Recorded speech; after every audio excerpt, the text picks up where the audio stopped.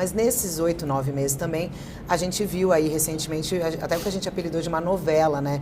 Em torno das mudanças ministeriais, que era, primeiro avisou, o PP e os republicanos vão entrar no governo e ficou aquela especulação de danças das cadeiras, enfim, agora concluída com a entrada dos ministros Fufuca e Silvio Costa Filho. 2 partidos, um deles o PP de Arthur Lira, que tem no Senado o presidente Ciro Nogueira, é o presidente do partido, que é uma oposição, ex-ministro do Bolsonaro, e no caso do Republicanos, um dos expoentes é o governador Tarcísio de Freitas, que se coloca aí como um adversário eventual do presidente Lula nas próximas eleições.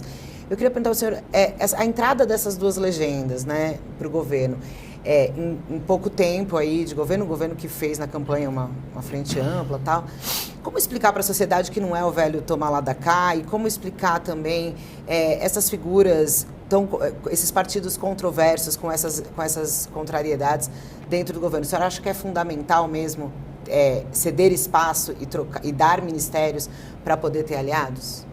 Primeiro, é importante frisar que eu vou usar uma frase de uma pessoa que vocês conhecem pouco, mas tudo bem, nunca antes na história desse país foi feito tantas coisas em tão pouco tempo.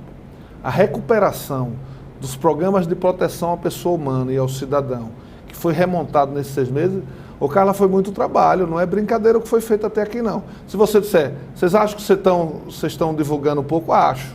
Eu acho que a gente poderia ter uma comunicação mais robusta, mais envelopar isso mais adequadamente para chegar no cidadão com mais velocidade. Eu acho que uma parte dessas políticas ainda não chegou adequadamente, outras já chegaram.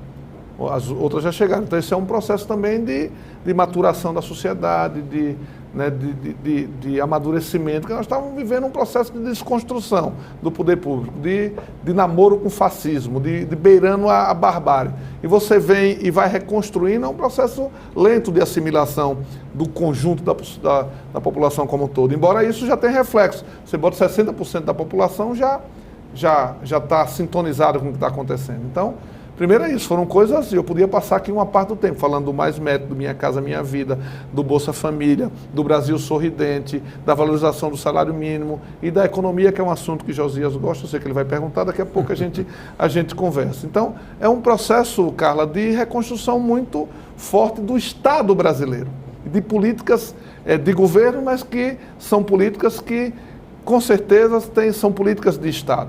Então, esse é um processo importante para se dizer, que foi recuperado e foi feito muita coisa no Brasil nesses 8 meses. Fechou-se um ciclo, que eu estou chamando de recuperação dos programas de proteção à pessoa humana e ao cidadão.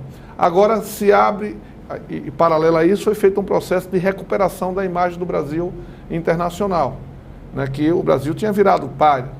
E eu acompanhei o presidente na maioria das viagens internacionais e vi primeiro a força que é o Brasil, que foi negligenciada com isso. Nós somos a maior economia dos trópicos.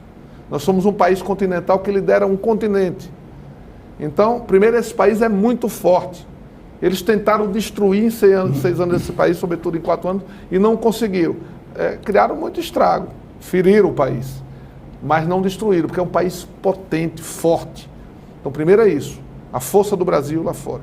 Segundo, uma liderança que potencializa isso, que é o Lula, que é respeitado internacionalmente. E eu podia dizer a você, e não me permita dizer, não sinta que é arrogância, mas, por exemplo, os Estados Unidos se impõe pela potência que é, político, econômica, militar.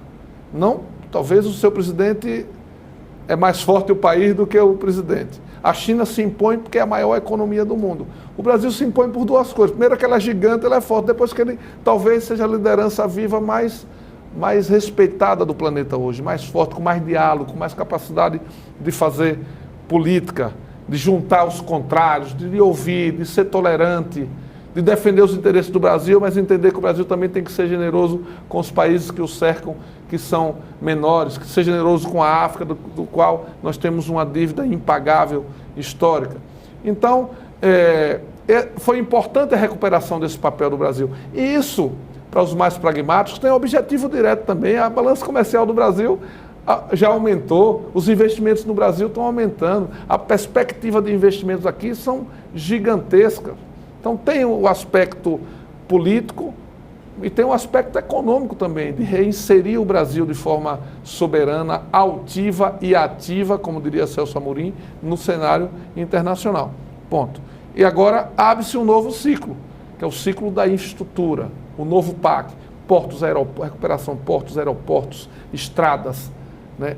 Entrar de cabeça na educação, com recursos na saúde. Então, isso é fundamental para o Brasil, escoar sua produção, transportar dignamente as pessoas e o país, aquecer a economia, voltar a crescer. Eu acho que tudo isso que o senhor está dizendo tem lógica e as pessoas estão vendo. Você tinha um país que internacionalmente tinha virado um pária, o Lula em 9 meses ele reinseriu o Brasil no mercado internacional, as pessoas passaram a respeitar novamente o Brasil e houve um trabalho de reconstrução, não há dúvida. Agora, essa pergunta da Carla, ela é relevante pelo seguinte... Você não parecer que eu estou correndo, viu, José? Senão daqui a pouco não, você parece que está. Daqui a pouco você parece me puxa a orelha aqui. Ela é relevante pelo seguinte, em parte, governos anteriores do PT, durante esses governos, formou-se um sentimento que foi batizado de antipetismo. Esse sentimento, ele favoreceu a ascensão do Bolsonaro, de personagens como o Bolsonaro, né? O Bolsonaro, na prática, em 2018, ele surfou esse sentimento, né? Certo, errado. E o que fez com que esse sentimento surgisse? Foi mensalão, foi petrolão, foi uma relação promíscua com o Congresso. E daí a relevância da pergunta que a Carla fez, porque hoje é evidente, e todo mundo fala, mas o presidente chegou ao 3º mandato, minoritário na Câmara. Ele precisa negociar. De fato, precisa negociar. Mas será que, depois de tantos erros cometidos, essa negociação tem que se dar nas mesmas bases? Será que não há uma possibilidade de tentar algo diferente? Entregar a Codevasf, como ela se compôs durante o governo Bolsonaro, de novo para o Centrão, sem mudar nada, nem a direção. Entregar ministérios para pessoas que sai a Ana Moser, que tinha uma qualificação nítida para a pasta dos esportes, entra a Fufuca, que não entende nada de esporte. Não há uma desqualificação nesse modelo? Não é possível tentar algo diferente? O que você está falando merece uma reflexão sobre isso, eu gostaria de aprofundar com você. Deixa eu responder a Carla para não parecer que eu estou fugindo da pergunta. Carla, nós somos um presidencialismo de coalizão, tá certo? Como é que isso, que o Congresso é muito forte? Não se governa sem um Congresso. Só tem 2 formas de você construir maioria. Ou você sai das urnas com maioria, que não é o caso. Houve o contrário, um avalanche conservador no voto do Congresso Nacional, infelizmente. Eu fui deputado 2 mandatos, deputado federal. E acho que perdeu de muita qualidade progressista. Aumentou o grau de conservadorismo, infelizmente, na minha modesta opinião, no Congresso Nacional. Pois bem, ou você faz a maioria nas urnas, que não é o caso, ou você faz uma coalizão política para governar, construir maioria. Como é que se faz isso? Aí tem 2 formas também. Uma da redemocratização para cá, que é o quê? Participação no governo. Os governos democráticos fizeram dessa forma. Você vem participar do governo, está aqui, você ajuda a governar o Brasil e você ajuda a dar estabilidade na Câmara. O governo anterior, com o presidente, que eu não gosto nem de falar o nome dele, fez uma coisa inédita. Ele pegou e terceirizou o orçamento da União para o parlamento. Você virou um parlamentarismo às avessas.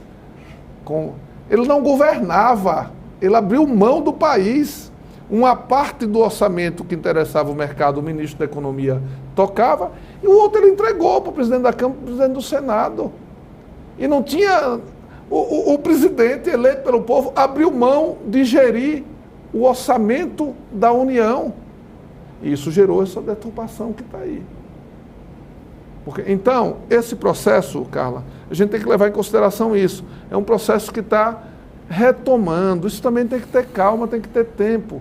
Porque você imagina, o orçamento da União está na mão aqui e volta ao que é de direito constitucional, que é mais ou menos, né, ministro? Eleito pelo presidente. Mais ou menos. O presidente da República foi... Não, tem coisas que está na lei que tem que fazer. As emendas impositivas tem que fazer. O Congresso